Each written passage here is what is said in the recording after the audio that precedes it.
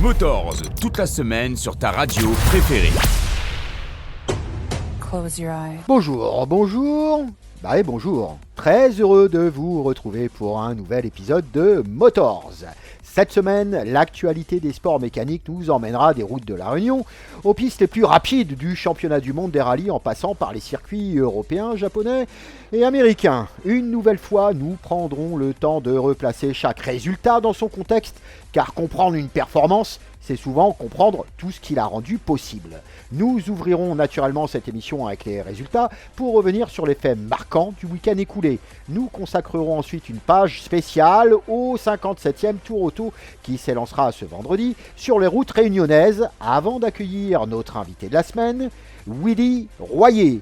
Il nous fera vivre le rallye sous un angle très rarement mis en avant, celui d'un amateur toutefois passionné. Au cœur de la caravane, il partira avec le numéro 47, là où se construit aussi l'âme d'une épreuve, il n'y a pas que le top 10. Notre débrief nous conduira ensuite en Estonie, où nous reviendrons sur une notion aussi fascinante que déterminante, la vitesse. Une vitesse qui n'est pas seulement une conséquence de la performance, mais bien souvent sa cause. Une excellente manière de préparer déjà le prochain rendez-vous mondial, le rallye de Finlande, rallye des 1000 lacs. Enfin, nous terminerons comme chaque semaine par le programme des prochains jours afin de vous donner quelques clés d'observation avant un nouveau week-end particulièrement riche. Bienvenue dans Motors, épisode 17. Motors, les résultats. À Millville, Hunter Lawrence reprend les commandes du championnat 450 devant son frère Jet. Après plusieurs semaines de chassés-croisés entre les deux frangins, l'écart atteint désormais 10 points au bénéfice de l'aîné de la fratrie. Le plus important observé depuis le début de cette alternance. Un avantage significatif qui lui offre un peu d'air, sans pour autant être décisif alors que cette épreuve reste encore à disputer. La bataille pour le titre semble se consolider en un duel australien. Le classement de ce rendez-vous de Millville, Hunter Lawrence qui fait le plein, 1-1, Hayden Digan, deuxième avec un 4-2, Jet Lawrence qui ne peut que faire un 2-5, 39 points, suivent dans l'ordre RJ Empire et Justin Barcia. Au championnat, Hunter Lawrence capitalise 320 points, Jet Lawrence 310, Hayden Digan 258, nettement plus loin. En 250, Spring Creek marque un turning point avec Julien Baumer qui s'impose au général devant Chance Aimas et Levi Ketchum. Ce dernier profite de ce podium pour prendre une nette position de leader au championnat devant Baumer, tandis que Cole Davis s'effondre littéralement avec un résultat de 38-13. Il perd la plaque rouge et recule au troisième rang du général. Un seul point le sépare désormais de Baumer. Sur l'ensemble de la journée, Julian Baumer signe toutefois un 4 et 43 points. Chance Aimas 38 points et Levi Ketchum 36 points. Au championnat, je vous le disais, Levi Ketchum est en tête avec 261 points, nettement devant Julian Baumer, 237 points, et juste un point derrière, le néo-zélandais Cole Davis, 236 points, et ancien leader. Prochain rendez-vous au pays de l'oncle Sam, le week-end prochain, du côté de Washougal. Motors. En Estonie, Sami Pajari décroche la première victoire de sa carrière en championnat du monde des rallyes. Un succès obtenu sur l'une des manches les plus rapides de la saison qui marque une étape importante dans son ascension au plus haut niveau. Cette manche estonienne ouvre un diptyque nordique qui se poursuivra dans seulement 2 semaines en Finlande sur des routes aux caractéristiques évidemment très proches. La course s'est concentrée aux avant-postes dans un duel entre les deux jeunes pousses du championnat, Pajari face à Oliver Solberg. Le Finlandais s'impose après avoir signé 12 temps scratch devant le Suédois, auteur de 4 BP quant à lui. Nous reviendrons dans quelques instants sur les enseignements de cette manche dans notre débrief. Le classement de cette épreuve, donc Sami Pajari, je vous le disais, vainqueur pour la première fois de sa carrière. Oliver Solberg à 19 secondes 5. Adrien Fourmeau est sur la boîte, 53 secondes 8 de retard. Thierry Neuville à seulement 5 secondes 9 de son coéquipier. Et Sébastien Ogier est à plus d'1 minute 30 du vainqueur. Au championnat, ça bouge quand même. Elfyn Evans conserve la tête avec 177 points. Taka Katsuta reste son dauphin avec 152 unités. Et Sami Pajari monte sur le podium provisoire provisoire à seulement 8 points désormais du pilote japonais. Sébastien Ogier, 4ème place, champion du monde en titre, suit à seulement 5 points de Pajarri. Motors. On reste sur la terre en revenant à la moto avec le MXGP. Les pilotes reposaient les bottes sur le terrain de Fox Hills en Grande-Bretagne pour la première fois depuis 26 ans. Plus d'une génération.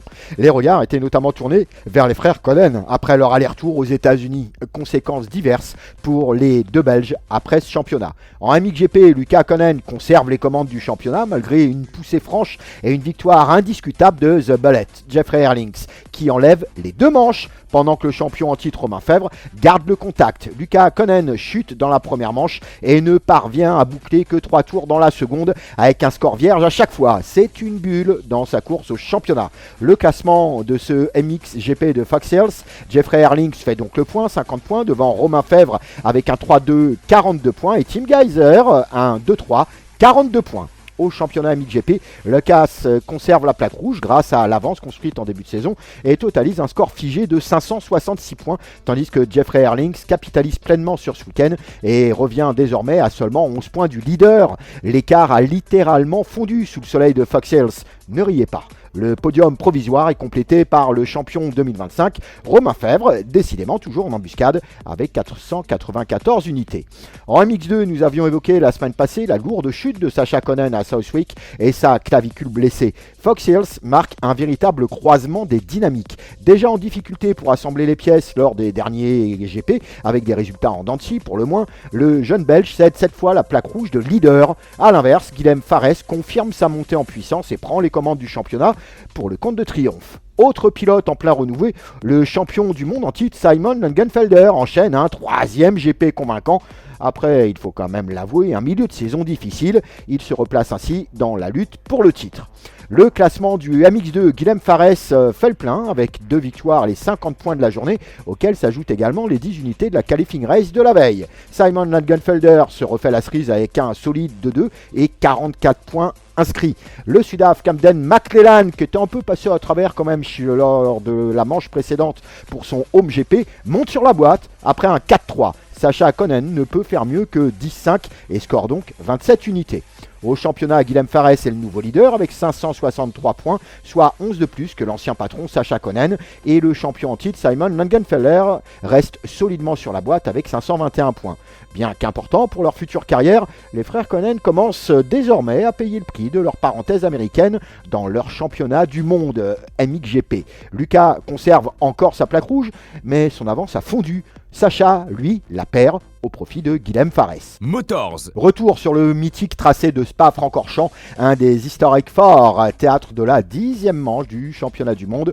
Vous l'aurez compris, nous parlons de Formule 1. Après une première partie de saison marquée par la découverte de la réglementation 2026, les forces en présence commencent désormais à se stabiliser et même à converger avec des luttes désormais plus ouvertes. Le fait marquant est la 6e victoire d'Antonelli après une dizaine de 3 GP de Laurier et le score vierge à Silverstone. Le jeune Italien de 19 ans qui ne dispute que sa 2e saison chez les grands prouve sa solidité mentale. Dans le même temps, son coéquipier George Russell, en difficulté depuis l'arrivée du paddock à Spa, termine sa course dans le bac à gravier dès le premier tour. Il faut souligner le rôle de Sir Lewis Hamilton dans cet accrochage au virage 6. Il sera d'ailleurs sanctionné de 5 secondes de pénalité lors de son passage au pit. Les écarts de performance continuent de se réduire. Charles Leclerc a d'ailleurs passé 12 tours en tête avant de terminer à moins de 2 secondes du vainqueur. Très discret, Max Verstappen monte pourtant sur le podium. Il convient de noter également une double remontada héroïque avec Hadjar qui partait avant-dernier sur la grille P21 et malgré 2 passages au puits termine P6. Lando Norris s'est lancé quant à lui P13 et termine moins d'1 seconde derrière le français de chez RBR. Kimi Antonelli enlève donc la mise au terme des 44 tours du tracé ardennais devant Charles Leclerc et Max Verstappen pour un podium multicolore à 3 constructeurs. Au championnat, Kimi Antonelli reprend une grande bouffée d'oxygène avec 204 points désormais. Son nouveau dauphin au championnat est désormais un pilote rouge avec Sir Lewis Hamilton, certes 45 points derrière, mais surtout 5 points devant George Russell. Après dimanche, les écarts commencent à se creuser au championnat pilote. En revanche, les performances des monoplaces convergent de plus en plus. La vitesse pure ne suffit plus, d'autant que le prochain rendez-vous emmènera le paddock sur le tourniquet infernal du Hungaroring. Désormais, la régularité et la capacité d'adaptation à tous les profils de circuit construisent les championnats. Motors. On reste sur 4 roues, mais à l'autre extrémité des sports mécaniques avec le championnat de France des rallyes terre.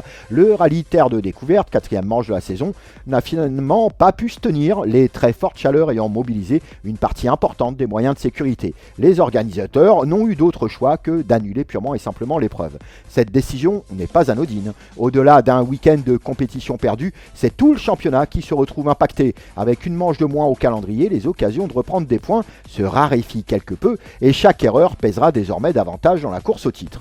Au championnat, donc, Sarah Remo conserve les commandes avec 61 points devant Margaillan, 42 unités, et Ribot, 3e avec 39 points. La reprise est désormais fixée au rallye Terre de Lozère. Ce sera fin août. Plus que jamais, chaque manche vaudra cher dans la conquête du titre. Motors. Monobike à présent avec la 5e manche du championnat disputée sur le circuit de la Jamaïque avec une organisation Motoshop. En prestige, Tanguy Sorlier réalise le meeting parfait avec 3 victoires en 2 courses plus les essais chrono et le maximum de 75 points. Alexandre Fabre termine 2e de la journée avec un total de 64 points devant Mehdi Sinakouti, 3e avec 62 unités. Grégor Aroumogom complète ce classement avec 54 points. Au championnat, Mehdi conserve toutefois les commandes avec 348 points au total. Tanguy Sorlier profite de son week-end parfait pour revenir à seulement 20 longueurs, 348 contre 328. Alexandre Fabre reste très solidement installé à la 3e place avec un total de 308 points, tandis que Grégor Armogom ferme le top 4 avec 202 unités. Enfin, top 4, ils ne sont jamais que 4. La prochaine et ultime course du fait de l'annulation du monobike du tampon s'annonce donc décisive. Mehdi peut passer en mode gestion avec l'obligation toutefois de ne pas commettre la moindre erreur. De son côté, Tanguy n'est plus maître de son destin. Motors. On referme cette rubrique aux États-Unis avec l'IndyCar dont l'épreuve de Nashville s'est finalement disputée lundi après son report en raison des pluies torrentielles tombées dimanche. Alex Palou s'impose sur le short track devant Joseph Newgarden et David Malukas au terme des 225 tours sur le béton d'une course raccourcie en raison des très fortes chaleurs. Parti 4e, l'Espagnol décroche sa 5e victoire de la saison tandis que Malukas signe une remarquable remontée de la 25e à la 3e place. Au championnat, Alex Palou fait un nouveau pas vers une 4e couronne consécutive. À 6 courses de la fin de saison, il compte désormais 457 points, soit 83 de plus que David Malukas. Kyle Kirkwood complète le podium provisoire avec un total de 370 unités. Certes, rien n'est encore joué, mais Palou possède désormais plus d'une victoire d'avance. Prochain rendez-vous IndyCar à Portland, dans l'Oregon, sur le circuit permanent de Portland International Raceway, aménagé sur l'ancien site de la ville de Vanport. Venez profiter des promotions chez ODR D2S Car Audio au Tampon. ODR D2S Car Audio, c'est la vente et l'installation audiomobile pour votre voiture. ODR D2S Car Audio, c'est les plus grandes marques Pioneer, Hertz, Soundstream, SP Audio. Le vol de voiture n'arrive pas qu'aux autres. Il serait dommage que votre voiture parte sans vous. Protégez votre voiture avec nos alarmes Vodafone Cobra. Devenez les maîtres du stationnement avec nos radars de parking avant et arrière Metasystem et Cobra. ODR D2S Car Audio avec plus de 20 ans à votre service. Retrouvez-nous sur notre site www.autoradio.re. ODR, 80 rue Martinelle-Lacet au Tampon. Contact 0692 874 510. Motors. Rallye. La semaine dernière, dans l'épisode 16, nous évoquions le Tour Auto qui se disputera ce week-end. Cette semaine, nous allons nous intéresser aux principaux acteurs de cette 57e édition. Mais auparavant, quelques repères s'imposent. Le Tour Auto accompagne depuis plus d'un demi-siècle l'histoire du sport automobile réunionnais. Cette édition 2026 se déroulera une nouvelle fois dans un contexte de vigilance sécuritaire renforcée, illustrant l'évolution profonde que connaissent aujourd'hui tous les sports mécaniques sur notre île. Sportivement, le parcours proposera 14 épreuves spéciales réparties sur 3 journées de compétition sur 8 terrains différents. La première étape comptera 33 km 300 chrono, la deuxième 60 km 100 la plus longue et la dernière 55 km,3 soit un total de 148,8 km contre le chronomètre. Mais ce chiffre cache une autre réalité. Au terme du week-end, les concurrents auront parcouru près de 750 km. Autrement dit, les secteurs chronométrés ne représenteront qu'environ 20% de la distance totale. Les 600 km restants seront effectués en liaison, un paramètre souvent passé sous silence, mais qui participe pleinement à la difficulté du tour auto, tant les bolides ne sont pas adaptés à ces vitesses, et plus encore sur route à régime constant. Ces dernières années, depuis 2023, le Tour Auto affichait systématiquement plus d'une centaine d'engagés avec un point culminant atteint en 2024 et ses 110 équipages au départ. Les VMRS occupaient également une place importante, atteignant même le quota maximal autorisé avec 20 engagés l'an passé en 2025. Avec 81 équipages modernes au départ de l'édition 2026, le Tour Auto retrouve finalement les niveaux de participation habituellement observés sur un rallye national normal de l'île. Ce chiffre constitue à lui seul un indicateur majeur de l'évolution actuelle de notre discipline. Le Tour Auto n'est désormais très clairement plus l'aimant à voiture qu'il fut. Plusieurs facteurs peuvent l'expliquer. D'une part, les contraintes financières sont bien réelles évidemment et découlent directement du contexte économique général à La Réunion. Les petites entreprises rencontrent de plus en plus de difficultés et constituent pourtant le cœur des pourvoyeurs de budget de sponsoring pour l'immense majorité du plateau. Quand l'épicerie de proximité souffre, c'est souvent un équipage de proximité qui ne peut plus réunir les fonds nécessaires à sa participation. Par ailleurs, évidemment, le drame d'octobre 2025 a incontestablement laissé des traces dans les esprits des pratiquants. Pour certains équipages, il s'agit encore bien davantage que de simples cicatrices. Un sujet qu'ils n'évoquent souvent que du bout des lèvres, tant il demeure profondément marquant pour tout être humain normalement constitué. Enfin, le fonctionnement même de notre championnat évolue. Autrefois, le Tour Auto se suffisait à lui-même et les pilotes ponctuels venaient enrichir un socle déjà solide de concurrents disputant l'ensemble du championnat. Depuis plusieurs années, certaines tendances de fond se confirment. De saison en saison, le nombre d'équipages disputant l'intégralité du championnat de La Réunion diminue progressivement. Ils ne sont aujourd'hui plus qu'une bonne vingtaine à s'aligner sur chaque manche du championnat. Cette année, la visibilité quant à la construction d'une saison complète se brouille encore davantage avec le jet d'éponge organisationnel constaté par l'Asasmer que nous évoquions la semaine passée. Les investissements importants sur une saison entière semblent perdre de leur sens pour certains équipages. Désormais, les engagements se font davantage au coup par coup en fonction des ressources financières disponibles. La véritable question devient donc la suivante. Assistons-nous à un phénomène ponctuel ou à un mouvement de fond ? Il faut toujours garder à l'esprit qu'un rallye ne peut généralement atteindre son équilibre financier qu'à partir d'environ 80 concurrents. Le Tour Auto supporte des contraintes budgétaires supplémentaires encore. Avec 81 engagés, nous ne sommes plus face à un simple indicateur, mais bien à un marqueur fort avec lequel il va falloir désormais composer afin de permettre à notre discipline de poursuivre son développement sous nos latitudes. Fin du bling-bling. Malgré cette contraction du plateau, sa composition reste particulièrement instructive. Peugeot se taille une fois encore la part du lion avec le plus d'engagés, mais surtout une part conséquente de 31% du plateau global. Sans réelle surprise, Citroën et Renault complètent le podium des constructeurs avec respectivement 23 et 12% des engagés.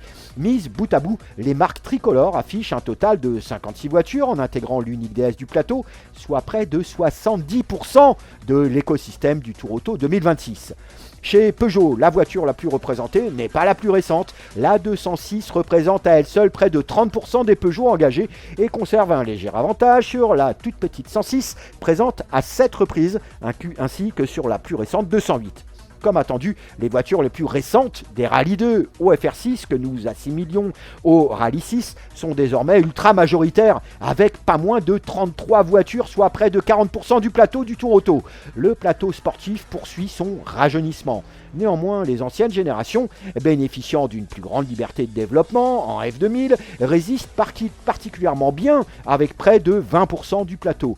Enfin, les groupes A et N continuent d'incarner l'opposition entre préparation très poussée et configuration plus proche de la série. Toutefois, la quantité ne faisant pas forcément la qualité, il serait imprudent d'oublier les GT et les R4 parmi les voitures susceptibles d'animer le haut du classement qui marque des points au championnat, c'est-à-dire le top 20. Les grosses bestioles, comme on les appelle affectueusement, sont désormais très présentes. 15 Rallye 2 représentent aujourd'hui plus de 18% du plateau. C'est énorme pour des voitures, certes de générations différentes, mais toujours spectaculaire pour les spectateurs et fabuleuse pour leurs équipages.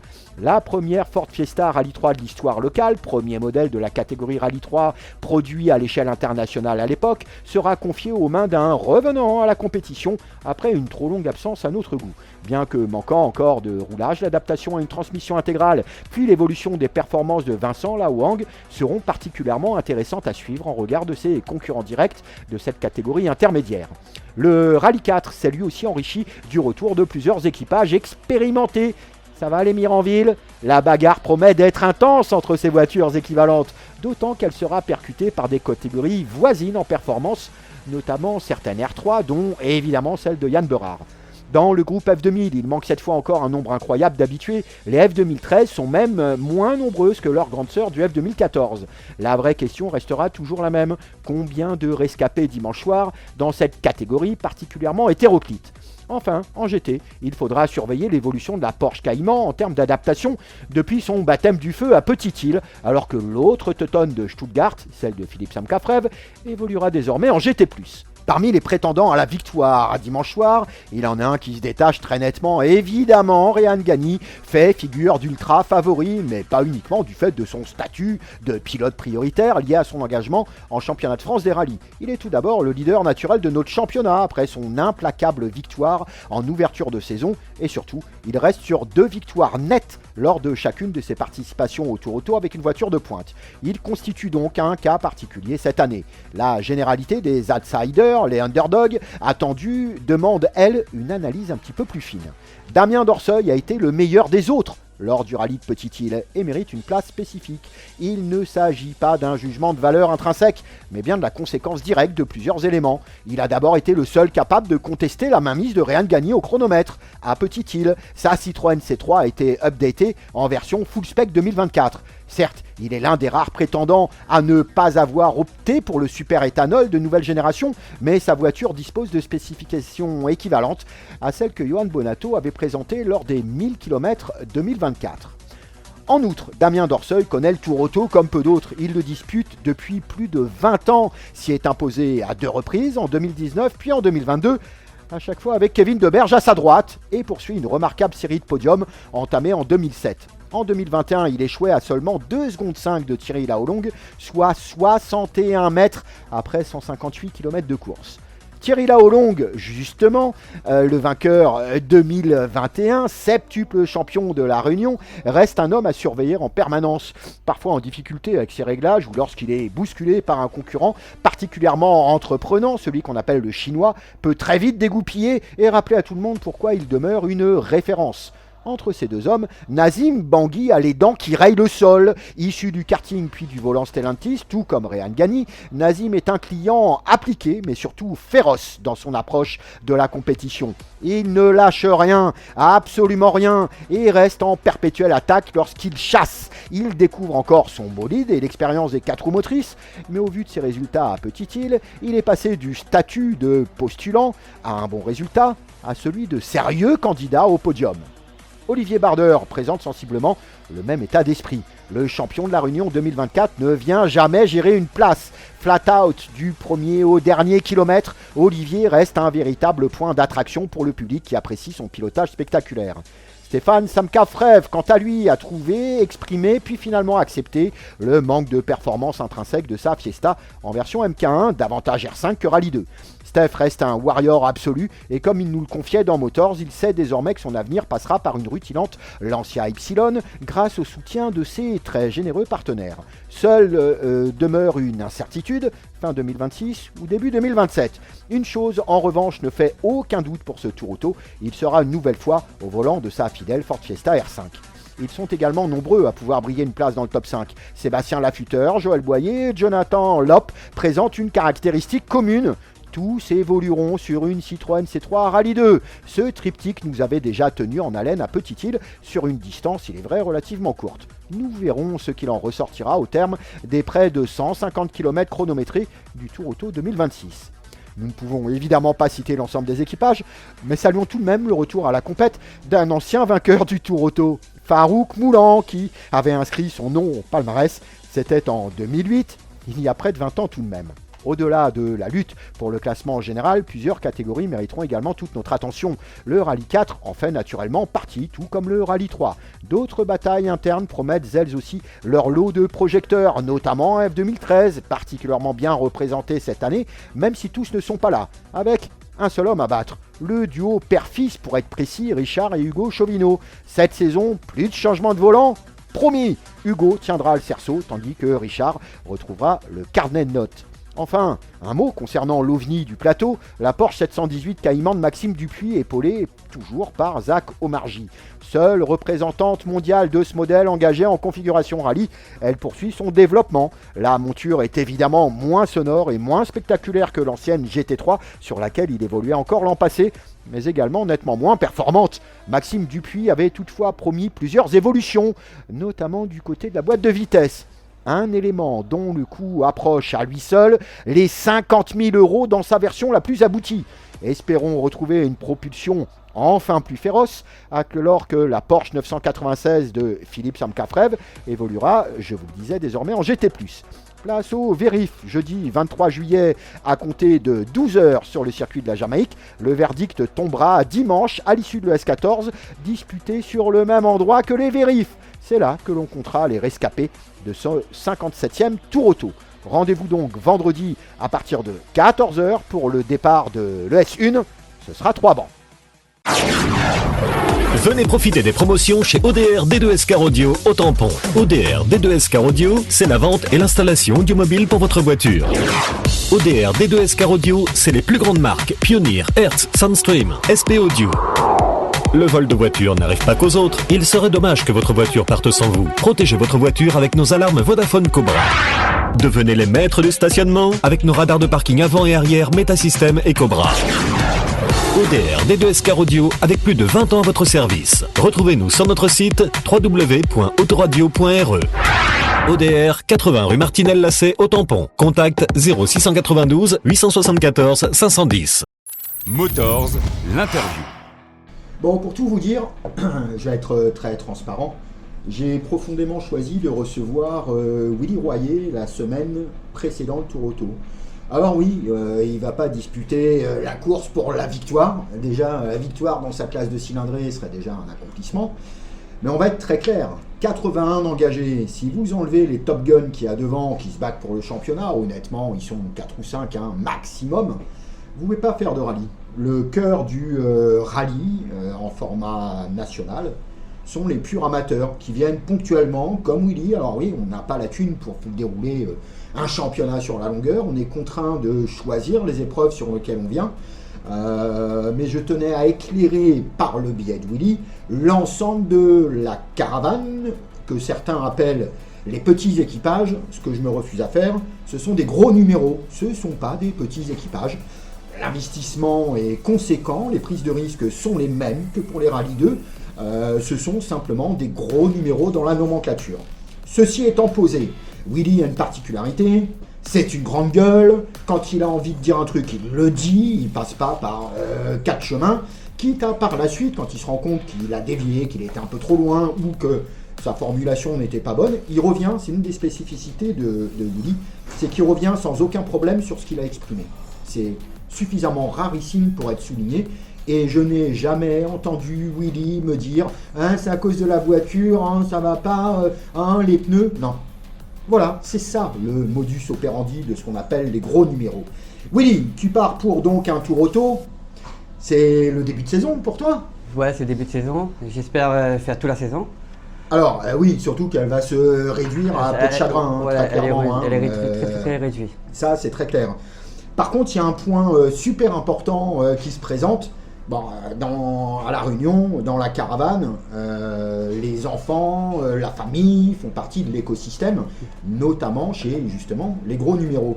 Et là, bascule, un peu comme les Chauvineaux d'ailleurs, comme Hugo et Richard, le tandem qui sera dans la Subaru numéro 47, me semble-t-il, c'est 47, ça c'est un tandem père-fils, et c'est une première pour Fiston. C'est une première pour Fiston, il a fait le Tour Auto en tant que pilote avec son frère. Et là, il a décidé de venir avec moi pour l'auto-auto, parce qu'il a vu que c'est quelque chose qui est super et il aime beaucoup le sport automobile, donc c'est une fierté que mon fils est avec moi. C'est un moment de partage. Hein. C'est un moment de partage. Les spectateurs ne mesurent pas toujours la portée de ce que ça représente. C'est une dose de confiance folle. On veut de la perf, mais surtout, on cherche la sécu. Il faut que tu aies absolument confiance sur ton propre fils. Et lui doit avoir confiance entre son propre père. À l'âge où parfois il y a des changements de trajectoire, c'est important, ça permet de ressouder ça aussi. Oui, ça permet de ressouder et aussi de prendre de l'expérience déjà pour lui. L'expérience. Être à l'habitacle avec moi à l'intérieur et mon fils, c'est quelque chose de très bien parce que il a découvert que depuis le début que j'ai couru avec la Subaru, tout ça, il a voulu toujours être à côté de moi, en assistance, sur les spéciales, même les conseils. Il est jeune, mais il m'a conseillé et j'ai écouté. C'est toujours intéressant d'avoir un regard extérieur, quel qu'il soit. Tout à fait, même dans mes retranchements, quand j'arrive d'une spéciale, le temps n'est pas ça ou est juste à côté. Et il me pointe du doigt où j'ai mal fait mon exercice. C'est quand même quelqu'un qui a l'esprit assez ouvert. Donc aussi maintenant, j'essaie de former ça pour que... pour qu'ensuite il passe à ta place, il récupère la voiture, soyons clairs. Tout à fait, mais avec les deux frères. D'accord. Voilà, parce qu'il y a mon deuxième qui court sur la Evo avec Vincent. Ouais. Donc il est en sandwich entre les N4. Donc il y aura du sport, mais aussi un bienfait que c'est familial, c'est dynamique. Et puis c'est du plaisir. C'est du plaisir avant tout. On ne joue pas le championnat, là, on se fait plaisir. On se fait plaisir. Bon, rapidement, concernant la voiture, c'est une Subaru, toujours pour toi, cette 47. Oui. Toujours 4 roues motrices, toujours gros moteur. Oui. Et puis en arrivant là, j'ai vu 4 nouvelles gommes, mais c'est rarissime chez toi d'avoir 4 gommes neuves. C'est la première, la deuxième fois de oui, tu l'avais fait un rallye des 1000 km. 1000 km, voilà, avec les aides de Guillaume Gontier, tout ça. Et là, comme mon gamin, il est quand même posé et assez performeur, il a voulu absolument qu'on décolle avec les 4 roues neuves. Mais en tout, les 4 roues neuves, elles vont pas faire l'ensemble du rallye. Ah non, 149 km de course. Non. Quand on les pousse au bout du bout, un pneu compète, c'est 55 km, gros maximum. Gros maximum, oui, avec les points d'appui, avec le revêtement, tout ça, ça va abîmer les pneus. Alors à quel moment tu vas les sortir? C'est pour 3 bancs ça? Ça c'est pour 3 bancs et Petite France. Premier passage. Voilà. Et après on jauge le deuxième passage, on va jouer aussi avec encore des pneus neufs, il y aura 8 pneus neufs. Et des pneus d'occasion pour finir le rallye. Ce ne sont pas des pneus d'occasion, on va rester précis, ce sont des pneus dégommés. Voilà, dégommés. C'est pas d'occasion, c'est dégommé. Grâce à ton passé de pilote, mais aussi souvent de certains pilotes qui, quand eux, ils ont sans arrêt des pneus top, et certains, très gentiment, les donnent. Oui, comme Giovanni Payet qui m'avait déjà fourni des pneus, Olivier Bardet aussi que je remercie. Il y avait Johnny Picard, il y a tous les gens qui me suivent et qui m'apprécient. Les pneus dégommés pour eux, je reprends. Et... Ils peuvent encore vivre, ils sont pas morts. Non, c'est pas moi, ils peuvent encore vivre. Mais la vitesse que je roule et eux, peut-être c'est pas pareil, la gamme, mais moi je roule dans ma gamme. Mais alors ça veut dire que là tu es en Hankook, en balle neuve, me semble-t-il.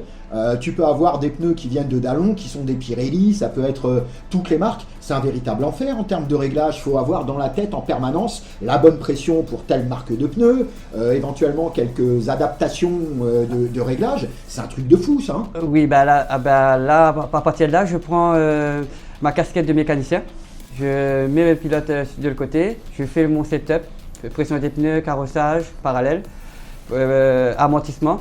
Par les points d'appui. Ouais. Et à l'arrivée, je jauge sur les pneus et là je vois le setup. En tout cas, la priorité, je le disais, mais on va vraiment insister là-dessus. La priorité quand on roule, surtout dans un championnat amateur, on n'est pas faut revenir sur terre, 2 minutes quand même de temps en temps. La première des priorités, c'est se sentir safe, confortable. Tout à fait.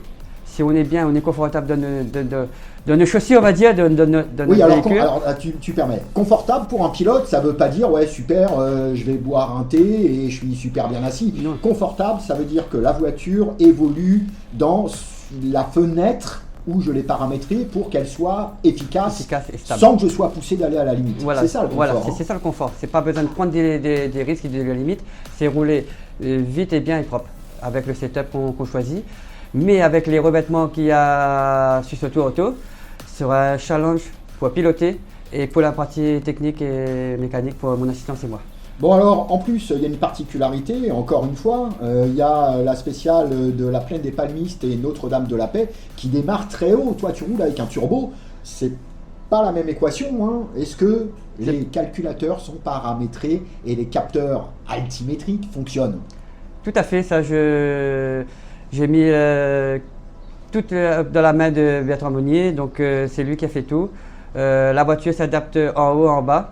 Ouais. Pas par rapport à la pression atmosphérique. C'est-à-dire que l'apport d'air est déjà calculé, pris en compte et corrigé en temps réel. Tout à fait. Mais on a réglé à, allez, on va dire à 50% le véhicule encore. Ouais. Elle est encore bridée à 50% parce qu'il faut que je me débride moi-même et financièrement pour tout le reste. Alors honnêtement, si tu arrives à être au taquet de 50% du potentiel de la voiture, c'est déjà des sacrés chronos. Hein. Tout à fait. 50% de la voiture, on fait des beaux chronos. Donc j'espère qu'on va avoir la bagarre en groupe. Ouais, puis vous êtes tous un peu des fous furieux, enfin, oui, bien, hein. Oui, des personnes qui ont envie de performer, qui invitent la première place. Hein. Tout, on part en départ pour arriver à la première place. Après, c'est l'arrivée finale qui va faire le juge de paix. Hein. Bon, alors justement, l'objectif pour toi, là, vous n'êtes pas nombreux hein, en M4. On est 3 sur le podium. Donc le podium est déjà, quoi qu'il arrive, il est fait. Il est fait. Mais j'espère qu'on sera encore 3 sur le podium. Bon, c'est tout ce qu'on peut vous souhaiter. Tout à fait. L'objectif pour toi, c'est la première, c'est la marche la plus haute. C'est la première place. Comme dit certains, attaché à un tiers casse, on arrive. Motors, rallye. L'Estonie constitue sans doute l'un des rallyes les plus atypiques du championnat du monde. Plus de 300 km chronométrés disputés à une vitesse moyenne de près de 120 km/h. Un chiffre déjà impressionnant qui cache pourtant une réalité encore plus spectaculaire. Cette moyenne intègre 2 spéciales spectateurs de moins de 2 km disputés à seulement 60 et 75 km/h de moyenne, ainsi que plusieurs chicanes artificielles destinées à ralentir les voitures avant certaines zones sensibles. Une fois ces éléments neutralisés, le véritable visage de l'Estonie apparaît.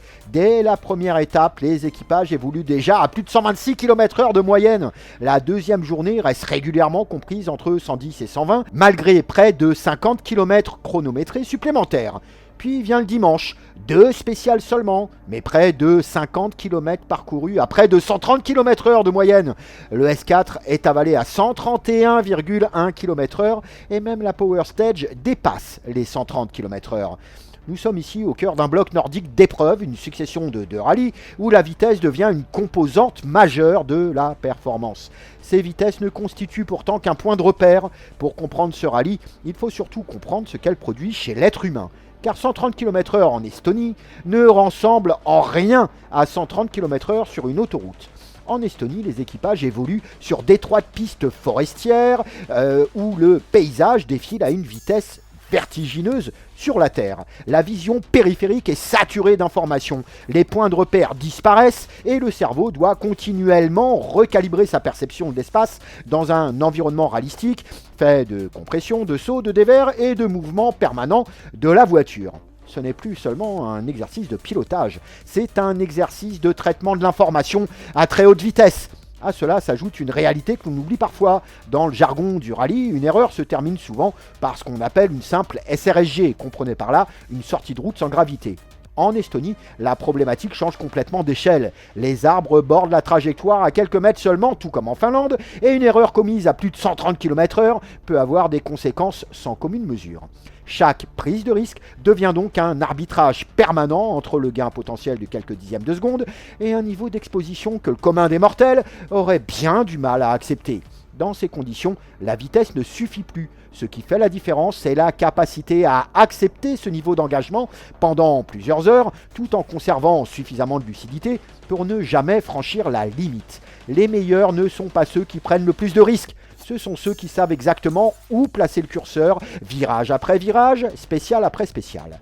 À la lumière de ce contexte, les 12 meilleurs temps signés par Sami Pajari prennent évidemment une toute autre dimension.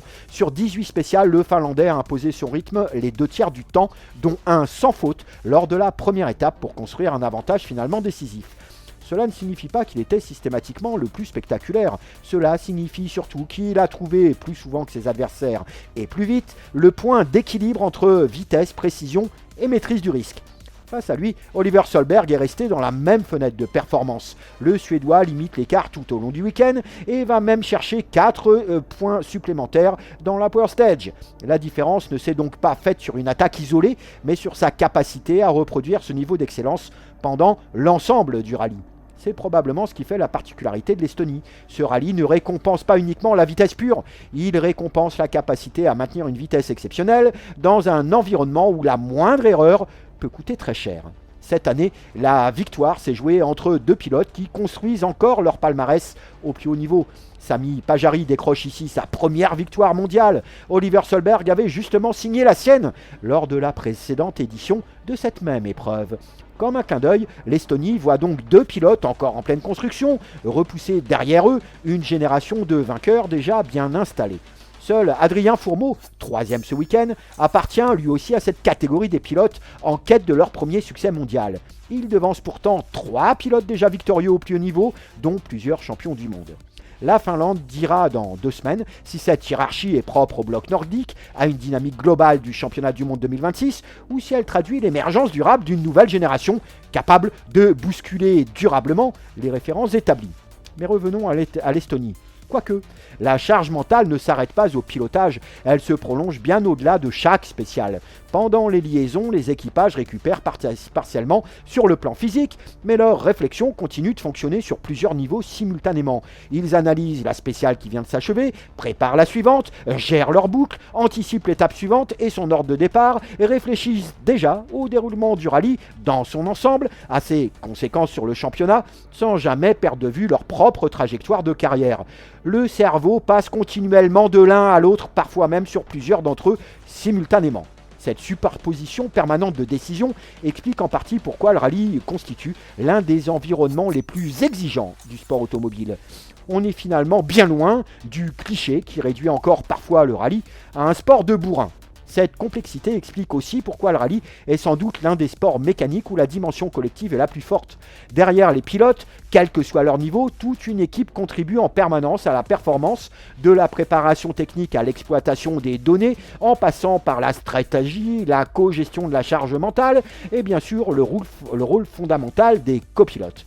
Lorsque la dernière spéciale d'un rallye s'achève, la décompression n'est donc jamais totale en WRC. Elle marque surtout le moment où toutes ces réflexions convergent enfin vers une même question: quelles sont désormais les conséquences pour le championnat du monde ? Elfyn Evans conserve la tête du championnat du monde, une position toujours aussi enviable, mais qui possède aussi son revers. En ouvrant la route chaque vendredi, le Gallois balaie la trajectoire pour ses poursuivants. Un handicap un peu moins pénalisant sur les terrains nordiques que sur des rallyes plus meubles, mais qui reste toutefois bien réel.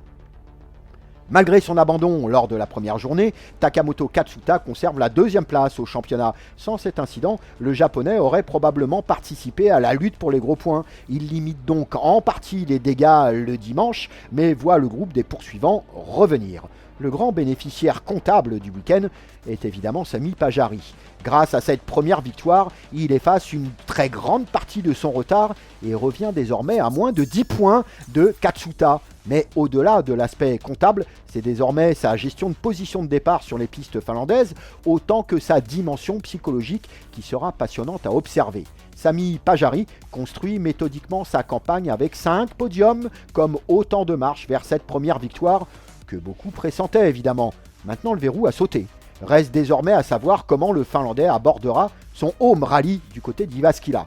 Une première victoire agit souvent comme un formidable accélérateur de confiance, mais peut aussi créer une pression nouvelle, encore plus forte lorsqu'elle ne précède immédiatement le rendez-vous que tout un pays attend. La clé sera donc de savoir où Sami Pajari placera désormais son curseur de confiance. Et cette pression sera d'autant plus forte que 5 petits points derrière lui se trouve un client que tout le paddock connaît parfaitement, un certain octuple champion du monde, Mr Sébastien Ogier. Certes, seulement 5e en Estonie, le Français retrouve désormais un terrain qu'il maîtrise parfaitement. Il s'était imposé sur les routes de Jyväskylä en 2024 avant d'y monter une nouvelle fois sur le podium la saison dernière. Le rallye de Finlande ne sera donc pas seulement le deuxième acte du bloc nordique, il constituera aussi un révélateur de la manière dont chacun gère son nouveau contexte. Celui du leader qui ouvre la route, du vainqueur qui doit confirmer, du champion expérimenté qui retrouve un terrain qu'il maîtrise, sans oublier Oliver Solberg, toujours aussi explosif et démonstratif, qui évoluera presque à domicile et aura certainement à cœur de prolonger la dynamique aperçue en Estonie. Venez profiter des promotions chez ODR D2S Car Audio au Tampon. ODR D2S Car Audio, c'est la vente et l'installation audiomobile pour votre voiture. ODR D2S Car Audio, c'est les plus grandes marques Pioneer, Hertz, Soundstream, SP Audio. Le vol de voiture n'arrive pas qu'aux autres. Il serait dommage que votre voiture parte sans vous. Protégez votre voiture avec nos alarmes Vodafone Cobra. Devenez les maîtres du stationnement avec nos radars de parking avant et arrière Metasystem et Cobra. ODR D2S Car Audio avec plus de 20 ans à votre service. Retrouvez-nous sur notre site www.autoradio.re. ODR 80 rue Martinelle-Lacet au Tampon. Contact 0692 874 510. Motors, le programme. Ce week-end, les regards réunionnais seront évidemment et naturellement tous tournés vers le 57e Tour Auto, manche du championnat de la Réunion des rallyes, si l'on peut appeler un regroupement de 4 épreuves au mieux, un championnat. 3 étapes et 14 épreuves spéciales sont au programme pour près de 149 km chronométrés, répartis au cours de 3 étapes et de 14 épreuves de vitesse, avec 8 spéciales différentes. Au total, 81 équipages modernes sont engagés. Les 3 premiers du championnat, Ryan Gani, Damien Dorsoy et Nazim Bangui, ouvriront la route vendredi avec un départ donné à 14h dans la mythique spéciale des 3 bancs à Saint-Denis, avant une arrivée dimanche sur le circuit de la Jamaïque à Saint-Denis comme dernière épreuve de vitesse. Motors. Et puis ce week-end, direction l'Allemagne également pour le DTM qui retrouve le circuit de Schersleben à l'occasion des 9e et 10e manches de la saison. Long de 3,6 km, ce tracé de 14 virages est considéré comme l'un des plus techniques du calendrier. Avec une ligne droite de seulement 700 mètres, les vitesses de pointe y sont relativement limitées, laissant la priorité à la précision des trajectoires, à la qualité des freinages et à la motricité en sortie de courbe. Un circuit où le pilotage peut et va sans doute faire la différence. Ce rendez-vous marque également l'entrée dans la seconde moitié du championnat. En tête du classement provisoire, Niki Tim ne compte que 9 points d'avance sur Maro Engel, tandis que Lucas Oer reste lui aussi parfaitement placé à seulement 11 longueurs du leader. À domicile, Schubert Motorsport aura naturellement à cœur de briller devant son public, tandis que le jeune Finn Villabos poursuit une progression remarquée face aux références de la discipline. Il est à surveiller. Schersleben pourrait déjà constituer un premier véritable tournant de cette seconde partie de saison. Motors. Cap ensuite sur la Pologne qui accueille la 4e manche du championnat d'Europe des rallyes cette année, énormément disputé sur asphalte. Le rallye Pologne, justement, l'un des plus anciens rallyes du monde, avec la 82e édition cette année, retrouve un parcours entièrement disputé sur asphalte contrairement aux années passées. Une première depuis 2004. Les équipages auront à parcourir 15 épreuves de vitesse, représentant près de 188 km chronométrés, avec un départ donné depuis Katowice avant une arrivée dimanche marquée par la Power Stage. 61 équipages sont engagés, dont 22 Rallye 2, témoignant une nouvelle fois de la densité du plateau européen. En tête du championnat, Teemu Sunninen arrivera en leader, mais il devra composer avec une opposition particulièrement relevée et le retour très attendu du local Kajetan Kajetanovic. Triple champion d'Europe, le pilote polonais évoluera devant son public avec l'ambition évidemment de jouer les premiers rôles. Motors. Place à la Formule 1 avec le Grand Prix de Hongrie, 11e manche du championnat du monde. Disputé sur le Hungaroring, ce rendez-vous marque traditionnellement la trêve estivale. Inauguré en 1986, le circuit de 4 km 3 est souvent comparé à un grand karting en raison de son tracé sinueux et de ses enchaînements rapides où les dépassements restent particulièrement difficiles. Une opposition radicale à la course précédente, disputée, vous le savez, le week-end passé à Spa. Changement radical de philosophie donc pour les ingénieurs, leur réglage et évidemment les pilotes. Avec ses nombreux virages et ses rares lignes droites, le Tournica Hungaroring constitue surtout un excellent révélateur des qualités intrinsèques des monoplaces. L'appui aéro, l'équilibre du châssis et la régularité des pilotes y prennent généralement le pas sur la puissance pure. Une configuration qui en fait un excellent terrain d'observation pour les nouvelles F1 de la réglementation 2026, dont la cuvette hongroise. Les dépassements y sont habituellement particulièrement complexes. Ce Grand Prix permettra également d'observer si la réglementation 2026 parvient à ouvrir de nouvelles opportunités de dépassement. Au championnat, Andrea Kimi Antonelli occupe la tête avec 204 points devant désormais Sir Lewis Hamilton 159 et George Russell 154. Au-delà du résultat brut, il sera intéressant d'observer dans quelle dynamique chaque constructeur se positionnera face à l'ogre formé par le tandem Mercedes Kimi Antonelli. Motors. Direction le Japon cette fois-ci avec la Formula I qui disputera ce week-end les 14e et 15e manches du championnat du monde dans les rues de Tokyo. Inauguré en 2024 autour du Tokyo Big Sight, le tracé accueillera pour la première fois 2 courses disputées intégralement de nuit. Une évolution qui devrait offrir une atmosphère inédite au championnat 100% électrique de la FIA. Chez les pilotes, Pascal Wehrlein a pris les commandes provisoires du championnat avec 141 points devant Mitch Evans 132 et Oliver Rowland 114. Au classement des équipes, Jaguar ne possède que 6 points d'avance sur Porsche, tandis que Nissan évoluera à domicile devant son public et sans doute ses cadres. Lola Yamaha IBT disputera également une manche particulière sur les terres de son partenaire motoriste. Au-delà du résultat, cette première expérience nocturne constituera l'un des principaux points d'observation du week-end. Entre les conditions d'adhérence, les repères visuels des pilotes et la gestion de course, Tokyo pourrait ouvrir une nouvelle page dans l'évolution de la Formula I et proposer un spectacle d'un nouveau genre. Motors. Place au MXGP qui poursuit sa tournée européenne avec le Grand Prix de République tchèque disputé sur les circuits de Loket. 14e des 20 manches du championnat du monde, ce tracé de 1,5 km est réputé pour son hard soil, ses nombreux dévers et son relief naturel qui mettent autant à l'épreuve les pilotes que les machines. En MXGP, Luca Konen arrivera en leader avec 11 points d'avance sur Jeffrey Herlings qui retrouve le rythme qui a fait de lui The Bullet.